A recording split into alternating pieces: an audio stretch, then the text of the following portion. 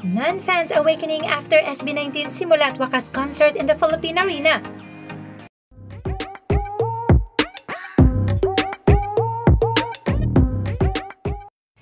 Nakakasaya ng puso na makita mga casuals na lumabas ng Philippine Arena na ngayon dala-dala na ang paghanga sa musika at talento ng SB19 and newfound respect in their craft and in their persons. Just like this one, from Andrew Napoleon L. Velasquez, hindi ako 18. Pero noong June 1, nagkaroon ako ng pagkakataong mapanood ang kick-off concert ng SB19 para sa kanilang Simula at Wakas World Tour. First time ko yon at honestly, I came with no expectations. Pero sa gitna ng sigawan, sayawan at kantahan, may kung anong tumama sa puso ko. Parang may gumising isang damdaming malalim ang ugat sa kulturang Pilipino sa wika sa pagkakakilanlan. Hindi lang ito basta concert.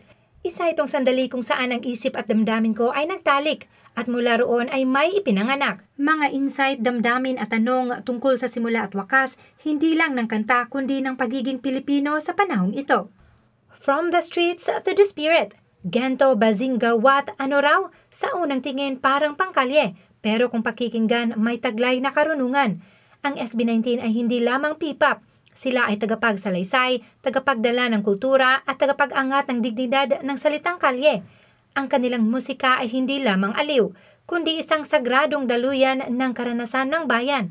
Sa kanilang kanta, lumilitaw ang kolektibong damdamin ng mga Pilipino across gender identities and generations na laging hinahanap ang boses at pagkakakilanlan sa gitna ng globalisasyon.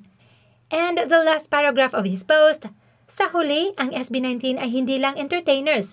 Sila ay mga modernong propeta, naglalahad ng naratibo ng bayan sa anyo ng tunog at taludtod.